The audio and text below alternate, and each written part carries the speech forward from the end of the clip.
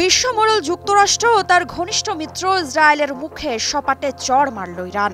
হ্যাঁ, ঠিকই শুনেছেন, সপাটে চড়। আয়াতুল্লাহ আলী খামেনির দেশ কাউকে যে আর ভয় পায় না তারই প্রমাণ দিয়েছে এবার দেশটি। আইএই এর সঙ্গে সহযোগিতা চুক্তি স্থগিত করেছে ইরান। চলুন তাহলে জেনে নেই কিভাবে ট্রাম্প নেতানিয়াহুকে টক্কর দিচ্ছে ইরান।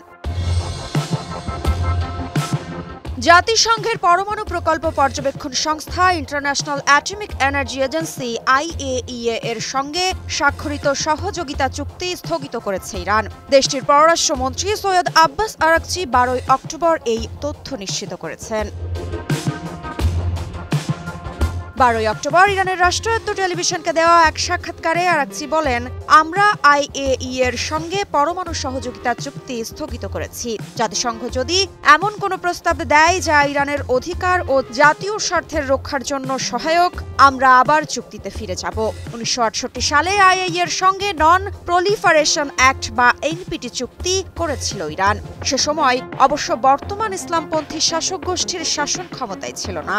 ইরানের সর্বশেষ রাজা বা শাহ রেজা পাহলভি তখন ইরানের রাষ্ট্র ও সরকার প্রধান ছিলেন। আইএই এর সঙ্গে এনপিটি চুক্তি স্বাক্ষরের মাধ্যমে ইরান প্রতিশ্রুতি দিয়েছিল যে দেশটি কখনো পরমাণু অস্ত্র তৈরি করবে না এবং আইএই কে সহযোগিতা করবে। জুন মাসে ইসরায়েল ও যুক্তরাষ্ট্রের সঙ্গে সংঘাতের পর আইএই এর সঙ্গে ইরানের সম্পর্ক তিক্ত হয়। গত 6 জুন আইএই এক বিবৃতি জানিয়েছিল, ইরানের কাছে বর্তমানে 400 কেজি ইউরেনিয়াম মজুত রয়েছে। এই ইউরেনিয়ামের বিশুদ্ধতার মান 60%। এই বিশুদ্ধতা যদি 90% উন্নীত করা যায় তাহলে অনায়াসেই তা দিয়ে পরমাণু অস্ত্র তৈরি করা সম্ভব। আইএই এই বিবৃতি দেওয়ার এক সপ্তাহের মাথায় 12 জুন দিবাগত রাতে ইরানে বিমান অভিযান দ্য রাইজিং লায়ন শুরু করে ইসরায়েল। অভিযান শুরুর কিছুক্ষণ পর ইসরায়েলের প্রধানমন্ত্রী বেনিয়ামিন নেতানিয়াহু এক ভিডিও বার্তায় বলেছিলেন, জাতিসংঘের পরমাণু সংস্থার বিবৃতিতে আমলে নিয়ে এই অভিযান শুরু হয়েছে। ইসরায়েল ও যুক্তরাষ্ট্রের সঙ্গে সংঘাত শেষ হওয়ার পর তেহরান সফর এবং পরমাণু প্রকল্প নিয়ে ইরানের সঙ্গে সংলাপের আগ্রহ জানায় আইএই। কিন্তু ইরানের পক্ষ থেকে বলা হয়, ইরান সংলাপের জন্য প্রস্তুত এবং আইএই এর প্রতিনিধি দল তেহরানে সফর করতে আসতে পারেন। পরমাণু প্রকল্পের সঙ্গে সংশ্লিষ্ট স্থাপনাগুলো তাদের দেখাতে তেহরান বাধ্য থাকবে না। এরপর গত সেপ্টেম্বরে ব্রিটেন, ফ্রান্স ও জার্মানি পররাষ্ট্রমন্ত্রীদের সঙ্গে বৈঠক করেন আব্বাস আরাকচি।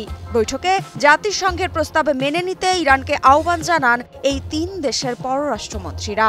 তবে ইরান তার অবস্থানে অনড় থাকায় সেই আহ্বান ব্যর্থ হয়। এদিকে ব্রিটেন, ফ্রান্স ও জার্মানির সঙ্গে বৈঠক ব্যর্থ হওয়ার পর সেপ্টেম্বরের শেষের দিকে ইরানের ওপর নিষেধাজ্ঞা জারি করে জাতিসংঘ। 12 তারিখের সাক্ষাৎকারে আরাকচিকে প্রশ্ন করা হয়েছিল, ফ্রান্স, জার্মানি ও যুক্তরাজ্যের সঙ্গে ফের বৈঠক করবেন কিনা। এমন এক প্রশ্নের জবাবে আরাকচি বলেন, আমরা তার প্রয়োজন দেখছি না। ইউরোপের সঙ্গে বৈঠকের আর কোনো ভিত্তি নেই।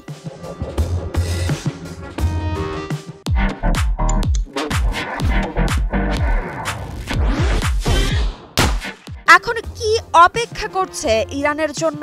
ইরানকে কি ছেড়ে দেবেন মার্কিন প্রেসিডেন্ট ডোনাল্ড ট্রাম্প, নাকি কষছেন যুদ্ধের নতুন কোনো ছক? ঋত্বিকা সিনহা বিশ্বাস, নিউজ 24।